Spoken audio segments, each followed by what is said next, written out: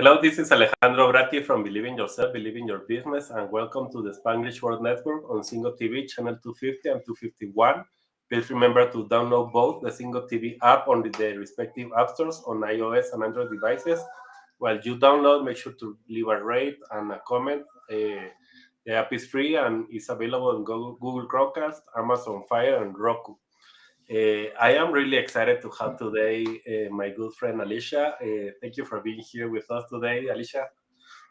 Well, thank you so much for inviting me. Looking forward to this conversation. I know it's going to be good. We always get into the good stuff, don't we?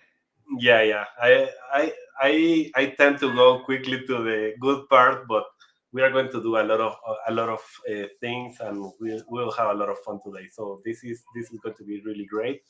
So anybody, if you are listening in a device that you can write a comment or leave any comment or anything, just tell us where are you and tell us a little bit about you. If not, it's okay. We will have a good conversation with Alicia. Alicia, first, I always like to start with what you are doing now. What is everything that you are doing? I know that you are the type of person that is like always changing and always evolving. So tell us a little bit of what are you doing now? Sure. Well, let's see. Okay. So as you know, I'm working on a new book. So that's been a fun project. That'll be book number 3, not including books that I've been featured in before, but looking forward to this one because it's sort of an evolution. So my first book was Hypnosis for Success, which goes into the history of hypnosis and how to do self hypnosis. And that was really relevant when my business was as a conventional hypnotherapist. Well, I've evolved a lot since then. That book is pretty old now. Um, and after that, I had the Outside the Box Entrepreneur, which then kind of took it to the next level, which is about creating a lifestyle business, a business that really honors you, your preferences. What do you want? What do you like to do? What do you love to do? And it addressed, of course, the mindset stuff because that's my area of specialization. I love to work with business owners on identifying their old disempowering beliefs, shifting those beliefs, getting their mindset in alignment and congruent ultimately with what their heart desires, what they want to create for themselves. More success usually means more of the material things, the money and the status and the prestige and all that stuff. But it's so much more than that. It's that inner experience that we're all reaching for, the feeling of fulfillment and joy and meaning and purpose in our lives, in addition to all of the nice exterior material things that we all enjoy as human beings. And now this book is sort of the next evolution beyond even that, which is where I'm getting into a more even spiritual, I think, component in this whole piece. And clients who work with me one-on-one get to see that side of me. But a lot of times people who are maybe listening to me on my podcast, or they are following me even on social media, they don't get to know that side of me so much. So this book is special in the sense that I get to sort of kind of bear it all in terms of not my background, which I've told a million plus times, right? Not my history and all the trials and triumphs and all of that stuff, but bearing it all from, this is what I give. This is where I'm in my alignment. This is the work that is so meaningful and fulfilling to me, and being able to give that in this book format for people to really pick up and say, I can do this. Hmm. I can identify what are the things that I'm bumping up against and shift those things and reach for that more empowered version of myself and achieve not only a successful business in the conventional sense with the money and all the stuff, but the real success, which is the inner success, the fulfillment and the passion and the purpose, and feeling like you're living a meaningful life that you're not going to regret. And I love that, and I hope that today we can see the secret Alicia that only the one-on-one people can see, because that's the reality. The show it's about that, is to see exactly who is the person behind the scenes. That's what we are looking for today, and I am happy to have here today. So I know that there is a lot of misunderstanding with hypnosis, so I will want to start with your definition of that, to start to take out all the bad ideas of what is that, and then we can go a little bit of your background and continue with what you are doing as evolving, and have the good stuff that you are have been learning for the inner game. That will be awesome. Well, all right. We'll start with the myths and the misconceptions about hypnosis. That's actually one of the reasons that I wrote my first book, because there are so many societal misconceptions. People have this idea in their mind that hypnosis is like what you see on TV, or what you see if you go to a stage hypnosis show in Las Vegas, right? It's the silly stuff. It's the, clucking like a chicken and barking like a dog. Or, some people are conditioned to believe that it's somehow evil. It's the dark arts, or, the hypnotherapist has some kind of mind control power. And all of those things are ridiculous. There are very substantial distinctions between hypnosis that is done for amusement and entertainment, like on stage hypnosis performance, versus hypnotherapy, which is really just understanding how the human mind works and using that understanding to our advantage to identify the things that we're bumping up against internally, the limiting beliefs, the trauma that we're still holding on to from events that happened earlier in our life, the things that, quite frankly, are just not good. We don't want to have to live with these challenges. And hypnosis is the technical process of inducing a brainwave state, a state of consciousness where we're able to get into the subconscious, reprogram the subconscious. And we go in and out of that state every single day of our lives. When we wake up in the morning and you're kind of in that like half awake state, guess what? You're in a heightened state of suggestibility. That's essentially the same state that we go into when we're doing hypnosis.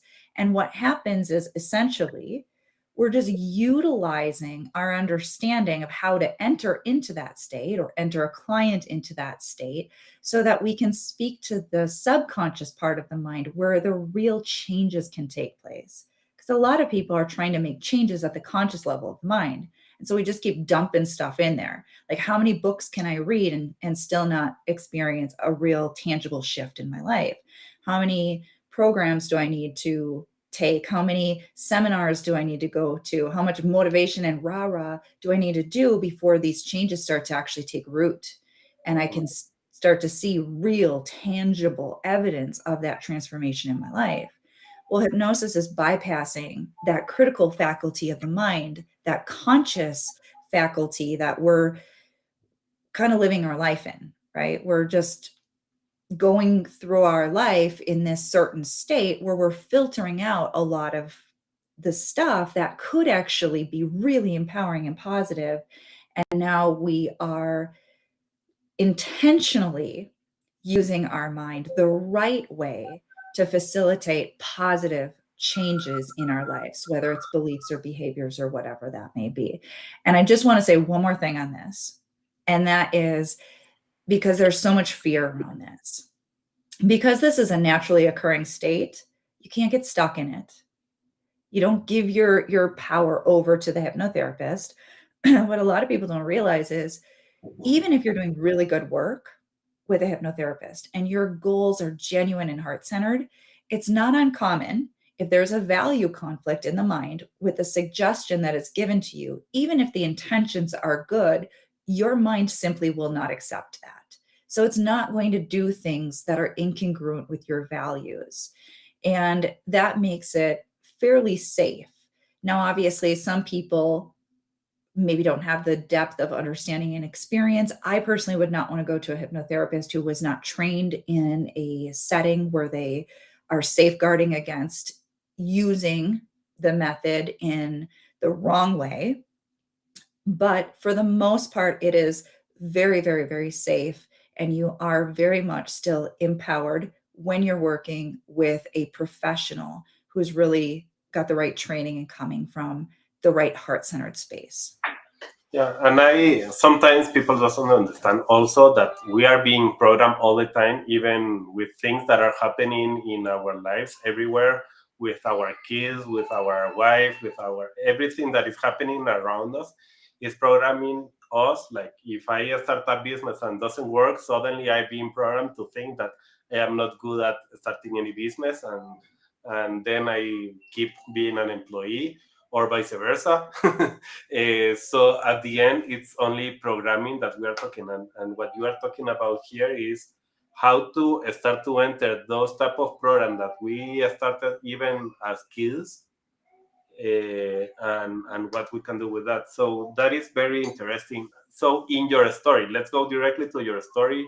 I know that you have, I want to go quick, but go as you want to go with your story behind, like starting to know before you believe in yourself, how you were. Give us a little bit of the feeling of how you were and why and how everything started to change when you started to find this hypnotherapy and started to understand that that can change your life. And then we can go to the evolution that you continue doing, because that's, I believe it's really powerful. Well, like a lot of people, I grew up in an environment that wasn't particularly supportive to achieving success and happiness and personal fulfillment. Grew up in an environment where there was a lot of negative energy, a lot of fear, there was a lot of scarcity, there was a lot of alcoholism and anger and all of that stuff, right? So that was essentially the environment that I was indoctrinated into this world with: violence and alcoholism and scarcity and all this stuff. A lot of people can relate to that. It's not uncommon. So I struggled a lot with depression. I struggled with alcoholism at a very, very young age. I think I started, really dabbling in that when I was about 12, and in my early 20s, it really was an issue for me. I did not have much self-esteem, uh, had a tremendous amount of scarcity, just very much bumping, you could say, through life, pretty rough around the edges. I had a lot of anger and had this sort of inner desire to be successful, always had this desire to have a successful business, just continued to bump up against my own self-confidence issues, self-worth issues, self-esteem issues, and financial issues. So when I was 25, I was out with some girlfriends. We were having some drinks. Came to, I had been physically and sexually assaulted, had a tremendous amount of fear, uh, basically had symptoms of post-traumatic stress disorder. That was exactly the kick in the ass that I needed, Mm. unfortunately, to finally pull my head out of my butt and do some really, really deep healing work. And that is where hypnosis sort of reintroduced itself in my life, as well as EFT and a lot of other modalities, including some really deep soul searching, a lot of deep, deep introspection and healing work. And that became a very pivotal transformational point in my life. It wasn't an overnight fix. It was an ongoing process of healing a lot of emotional wounds, working on a lot of deep rooted self-confidence and self-esteem issues, certainly a lot of working on my own prosperity consciousness and scarcity and all of those things. And fast forward a couple years, I'm managing a cell phone store. My EFT practice was generating a little bit of money, but it wasn't paying the bills. So I'm working at this cell phone store and I find out I'm pregnant. And that was not planned, we'll just say. But it was the best thing that ever happened to me, because although at the moment, right, when I found out, there was a lot of inappropriate words flying at God, for that happening, it didn't take me long for that to shift and just fully and completely embrace it. And that was what it took for me to take another huge leap forward in my business and recognize I want to raise my son on my own terms. I want to be a certain type of mom, the type of mom that I didn't have. And that means that I've got to get business right. I've got to get my business right. I've got to get my money right. I got to get my mindset right. And that was another huge growth spurt for me, because that meant going back to school. That's when I got my certification as a hypnotherapist from HMI, which is a nationally accredited college of hypnotherapy. I went back to school. I got my master's degree in metaphysical science. I went back to school. I went back to school for psychology. I mean, literally put on the superwoman cape and just was like, okay, I'm going to hit it hard and I'm going to do it right.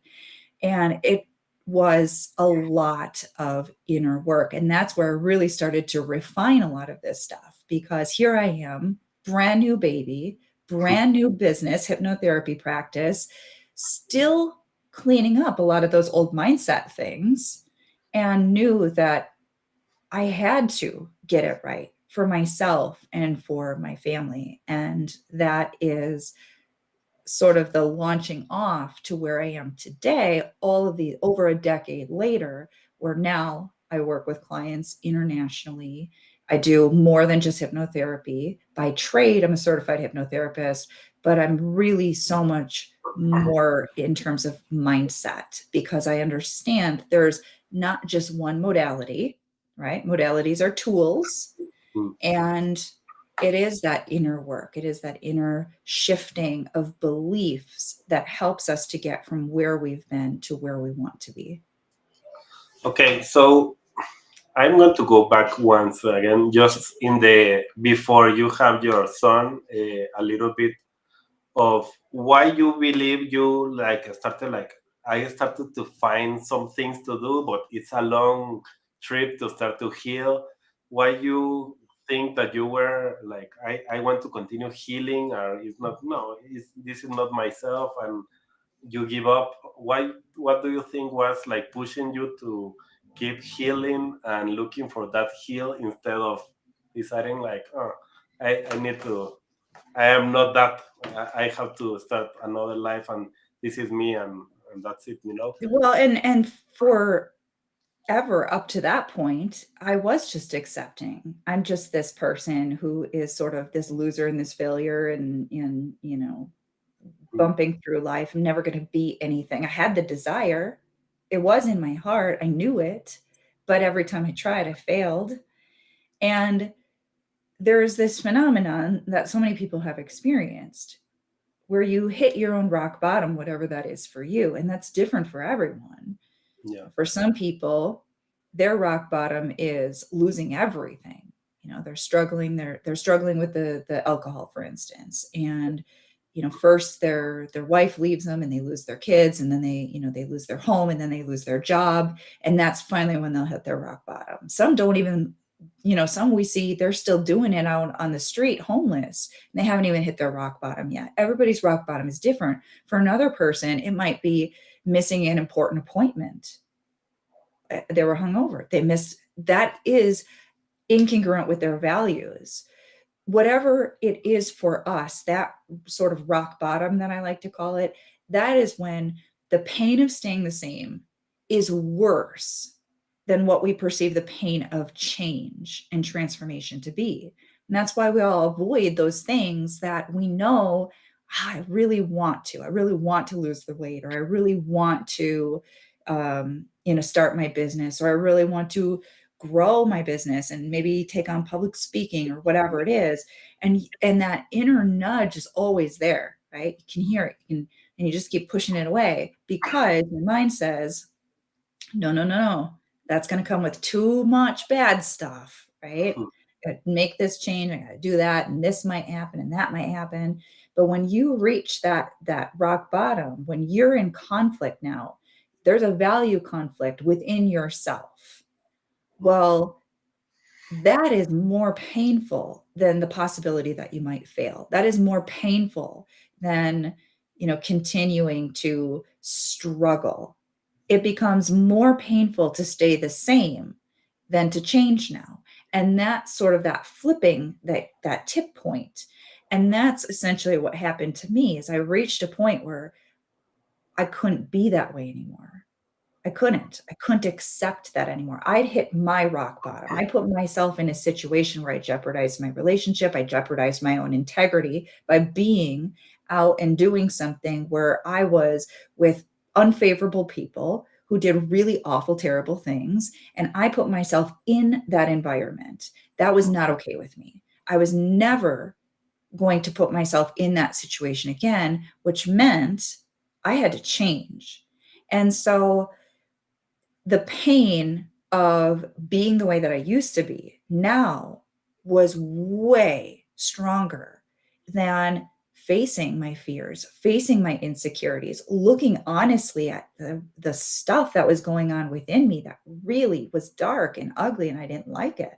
But I had to embrace that journey Mm. because I knew and I was seeing the evidence that it mattered. It was working. It was helping. I was changing. I was seeing myself. I was witnessing myself becoming a better and better and better person.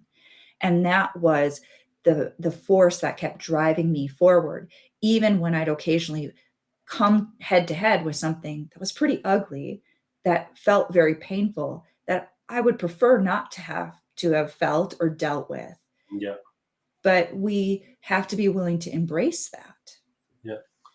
No, and that's something that for me it's very key of what you are doing now is, and it's also what I am doing is helping people to understand before they go to the rock bottom. Like you are like so desperate that you need something else, whatever. So I wanted to hear that because that is so powerful. At the end, sometimes we are looking like we are seeing ourselves going very down the hill, and you continue going down, but there is something else that I can find there, and it's like there is nothing else. It's start to change and start to look and start to confront your fears and the things that are in front of you. So that is really powerful. So let's continue with the evolution of how you started to, now you have your kid, you start to do all these studies, you become an hypnotherapist, a psychologist, like all the things that you study, you start to see your business and how you started to believe in your business, like now I have these skills. Now I have to believe in myself to start to believe in my business and start to see people like flowing in my business. What happened with that? Well, the inner work doesn't stop, that's for sure.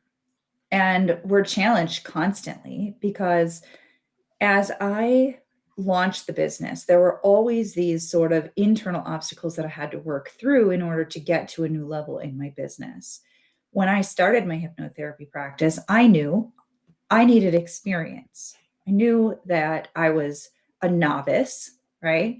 And so I had to be practical in my approach. And I started small and I started to build up my confidence and build up my skill set and keep working through my internal challenges and my internal resistance. And it did not grow as fast as I wanted to. I had my ups, I had my downs, I had some big wins and I had some setbacks. And you just have to keep working on that inner game. It's in business, it's an inner game and an outer game thing. And one thing is you've got to believe in what you're doing. You've got to know it's valuable. And I knew that what I was doing was valuable because it changed my life. And I knew that it was helping my clients. And so when I would go into self doubt or discouragement or frustration or whatever, that was sort of the life raft. It's knowing that I'm not going back to a Mm. job. I can't. It's incongruent with my values and what I want for myself and what I want for my family. That was out of the question. I had to make it work somehow, some way. And so as I continued to stretch myself, I had to always be doing that inner process of, is this fear that I'm encountering, is this real? mm, Right? Is this setback that I perceive to be this genuine obstacle, is that really an obstacle? Or is there something going on within me that is making it an obstacle? Am I avoiding something? Where do I need to grow? Right? What am I avoiding and why? There's so many things that I identified. I'm avoiding this, I'm avoiding that, I'm getting easily triggered by this, I'm afraid of judgment or criticism or whatever. And you just have to keep working through that stuff and remember those are illusions, yeah. and they can be real roadblocks, they can be real obstacles. And the craziest thing is that they're just illusions, meaning our mind is so convinced that there really is a scary monster in the closet. So convinced that we will lay awake for literally hours, antagonizing ourselves. Can't sleep. My heart is racing. I'm so sure there's something scary in there just waiting to get me, right? But when we go and we turn on the light and we look, we see there's nothing in there. It was just all in our mind. But until we're able to look at it honestly and objectively, that fear continues Mm, to control us. And so believing in ourself is one really important piece. And then being willing to challenge what appears to be very justifiable reasons to retreat, to give up, to mm. throw in the towel. We've got to be willing to challenge those things because we can know in our heart that we're being called to do really, really beautiful, wonderful, important things, but our mind can have us convinced that's a bad idea. Go do something else. Go back to safety. And so we have to reinforce that belief constantly by willing to challenge those things. I have a friend that wrote a book recently also, and it's very interesting because he's talking about in every belief there is a lie, and it's always the lie. It's inside of the belief, and I agree 100%. There is a lot of things that we believe that at the end it's just because I don't know. My father told me, my mother told me because I saw it one day, but it was a perception. So I started to understand that, and so inside of the business side, how you started to challenge all those beliefs that you had that were not helping you to really create the business that you were thinking, and I started to see like now I am a successful person, but I don't see any success here. I want to have a lot of success. I want to help a lot of people, but at the same time I continue to feel that I am a novice. Or how was that process to coming from the novice to started to feel like, wow, I can really do this and I can make a change in the world? I liken it to a child going through growth spurts. Yeah. We do. We go through our own sort of spiritual growth spurts, our own evolutionary internal growth spurts. A lot of people call it wisdom. uh, No, I but like that with the kids. That is really cool. what it kind of comes down to, though, is you're going to have times where your belief in yourself, your belief in your business is higher than other times. You're going to have times where you get tripped up on something. Some old insecurity gets triggered. And when that happens, you are in the mindset of, I'm a failure, I'm not good enough, whatever that is. Okay. Now, one of the things that I teach is about the law of vibration. We know that everything in this universe is energy, including our thoughts and including our emotions. We can feel our emotions. When you're sad, you feel that often as a heaviness. You feel it as contraction, or your body is sort of like tense or tight, versus say anger that feels a little differently. Also, a lower vibration doesn't feel so great, feel it differently in the body. It's a physiological experience that we have. Love, we feel more expansive, we feel more open, we feel more lighthearted. Now, there's another piece to this because you notice when you're in any of those different states, the thoughts you think are different. The thoughts you think match the state that you're in. So if I'm triggered, somebody triggered an old unresolved insecurity that I'm a failure. Well, now I've got all these mental associations. Remember that time in school? Remember when that happened? Remember when I tried for this and it didn't work out? So now all these thoughts are matching that feeling and reinforcing it. And so everything I see now, everything I'm thinking, everything I'm seeing, all the evidence in my life is through that filter of that negative emotion. Whereas something good happens, I'm on top of the world. I feel incredible. A client just expressed to me their deepest heartfelt gratitude. They had a massive breakthrough. I'm on top of the world. I feel fantastic. That expansive, wonderful vibration now is the lens that I am seeing my life through. So the thoughts that I'm thinking and the belief that I have in myself to take my business and myself to the next level is really fantastic. It's wonderful. It's a match, it's a vibrational match to the state that I'm in. And we have to remember that just because we're feeling a negative feeling and all of those negative thoughts are getting stirred up, and now we're feeling bad about ourselves and we're looking at our bank balance and we're like, see, look at still just a loser, just a failure, didn't achieve my goal. Guess what? That's just a temporary way that you are perceiving. An hour from now, if you let that crap go, guess what? You can get yourself up into a higher state. Now, all of a sudden, you believe in yourself again. And so, one of the things that is so important is remembering that we have these growth spurts and we have ups and we have downs, and they don't define us because in the moment, it's going to feel like it defines you.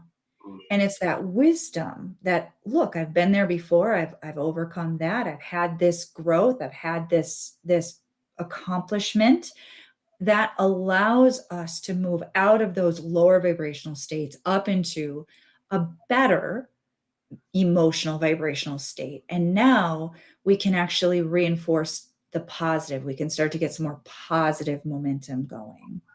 And this is a natural process that's always occurring. It's just that we're not usually aware of it. And in many cases, our default is just to get sucked into the current of the negativity.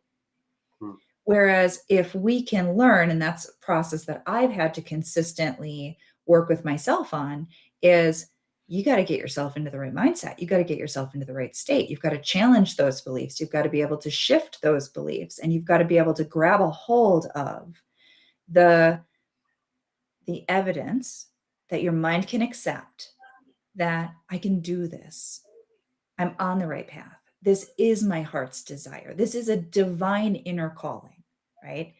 And so for me, it's always been about identifying what is the negative trigger, releasing on it, reframing it in my own mind so I can get myself into a better mindset and get some positive momentum going in my life and in my business. And that's an everyday, ongoing practice that needs to be adopted to sort of weather the storms, weather the emotional storms, the old triggers, the insecurities, all the stuff that's going to come up as business owners and as human beings. And this is important what you are saying, because one thing is thinking that I go to with my mentor, with my coach, with my hypnotherapist, with whoever, and I am going to have a couple of sessions with them, and suddenly everything is fixed. And if they found one trigger, work with that, and it's fixed. And the reality is what you are saying is, yes, of course, that is going to accelerate everything in your life. That's exactly the reason to having a coach, a hypnotherapist, a mentor, to help you accelerate the process of everything that is happening. But At the same time, you have to be thinking that this is going to be you are going to start to gain some tools that you can use in your everyday, and start to have the eyes to open to start to see like, oh, now I can see that I have this other trigger that I didn't know. I have this other trigger that I don't know. When I have this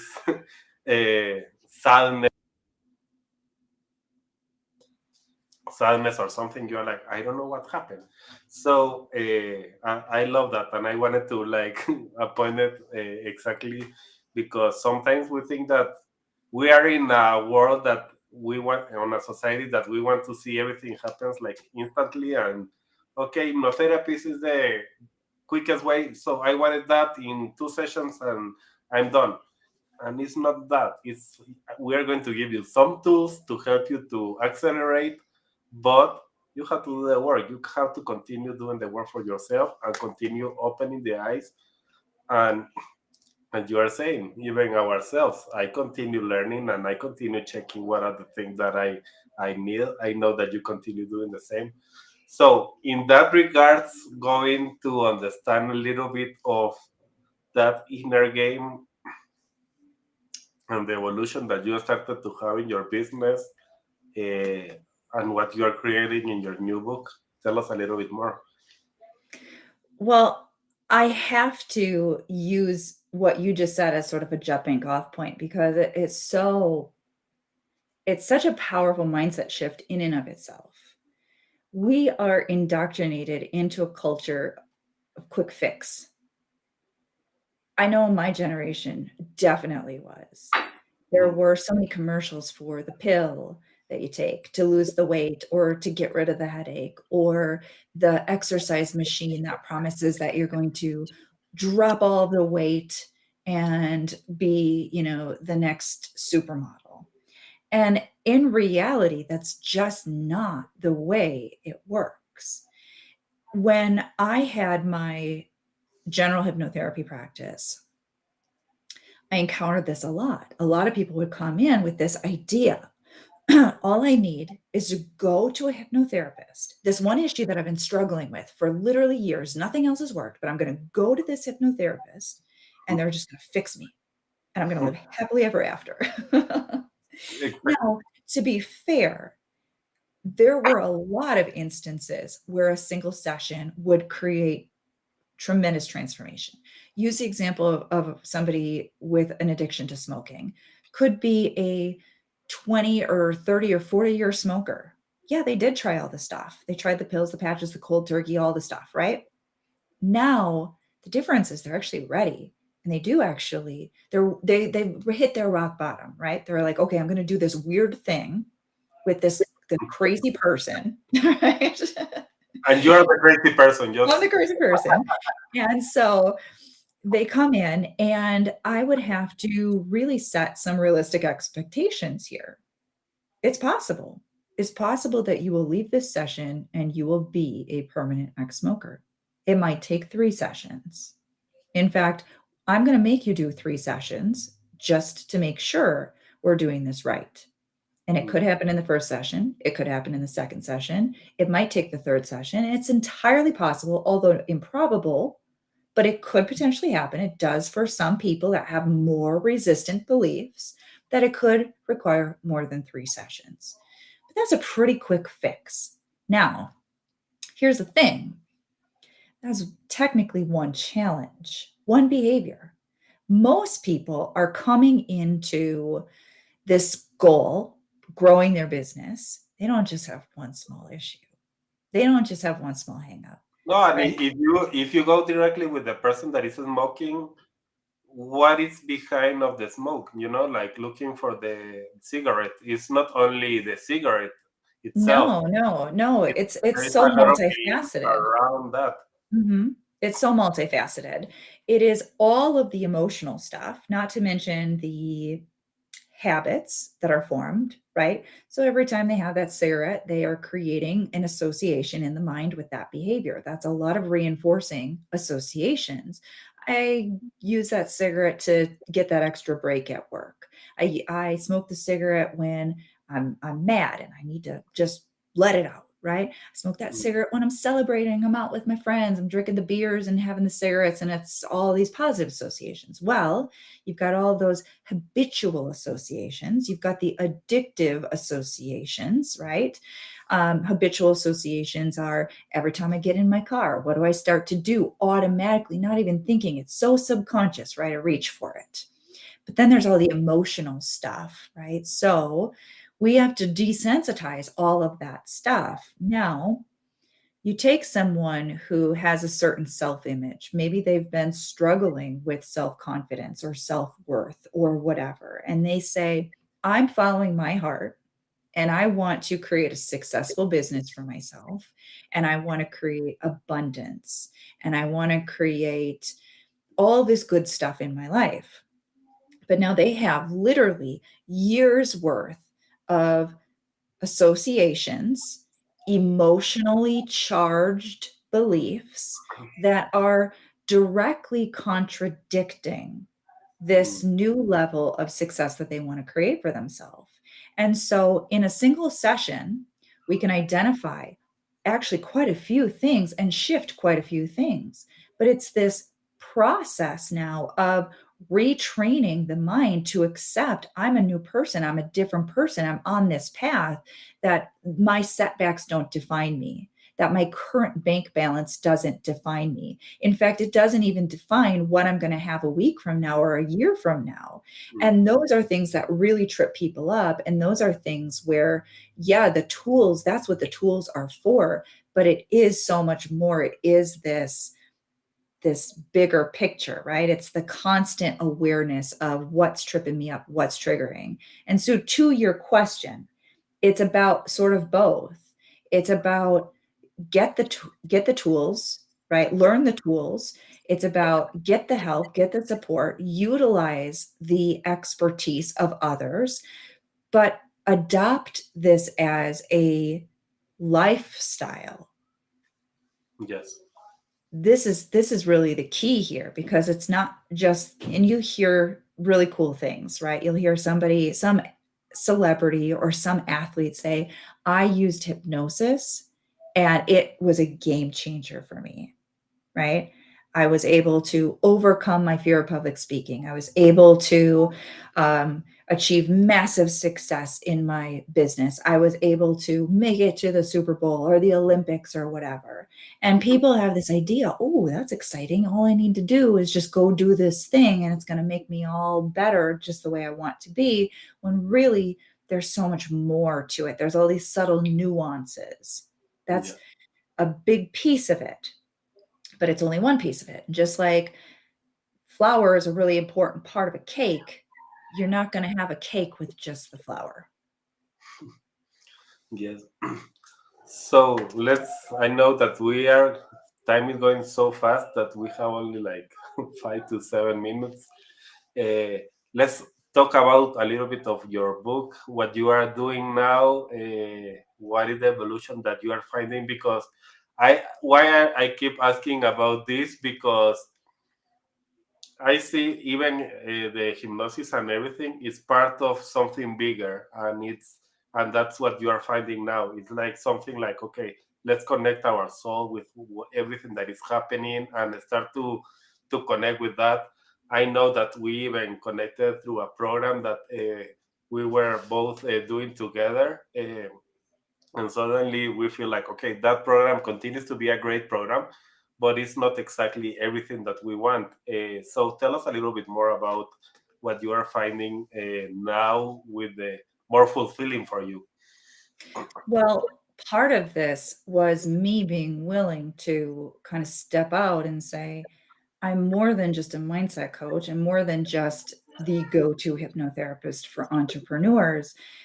The people that I'm working with intimately, my clients, this is so much more of a deep, almost spiritual process that we're going through, Mm, because those desires that we have for the success, we think that it is for kind of these external things, but really that's a deep inner calling. And I want to bring more awareness to the fact that we have this inner desire that is really a divine driving force within us. And when we embrace that, that sort of negates some of those mental things, right? The mental stuff that says, I'm not worthy and I'm not deserving and I can't and I shouldn't. Well, when we recognize that that desire in your heart, that is your divine self, if you will, mm, calling for more expansion, calling for you to do really valuable work in the world. Doesn't matter if you are the owner of a garbage service. There is value in the work that you do, and your heart is sort of calling you to greater evolution, greater expansion. And so I have obviously continued to do my work with my private one-on-one clients, but I've also expanded out to create my Inner Game Academy so that I can support more people in a more affordable way through my membership platform, where there's access to hypnosis audios and EFT videos and a lot of this deeper mindset work and learning how to release the negative emotional charge on beliefs and how to identify where you're getting tripped up. Because I believe that while some people can easily afford to get the one-on-one support they need, I know in my business, I had a lot of ups and downs, and I couldn't always afford that level of support. And a lot of people aren't out there teaching this stuff. They're not, it is readily available, but you sort of have to go down the rabbit hole to find it in a lot of cases. yeah.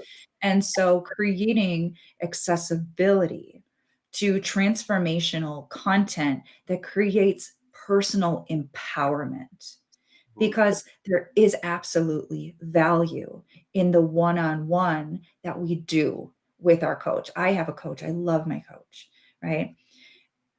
And I'm an advocate for that. But I also am such an advocate for master the tools, learn the processes, master the processes, because that is where the real transformation occurs, in the moment to moment thoughts, in the moment to moment inner dialogue.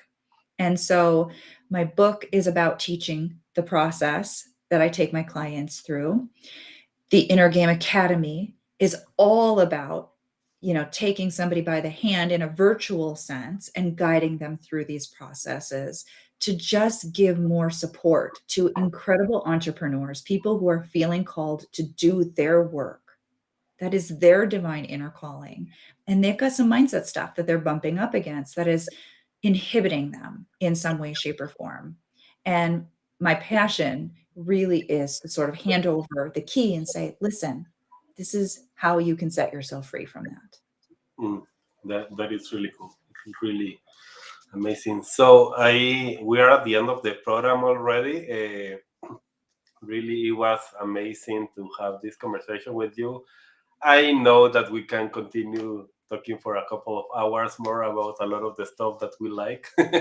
But thank you, Alicia, for today. Do you want, if somebody is like at the last minute listening, and you want to tell them something like, okay, if you didn't listen to everything, but you want to have a nutshell of what is happening and even how they can connect to your inner game, tell us a little bit about that. I would just love to bring bring this sort of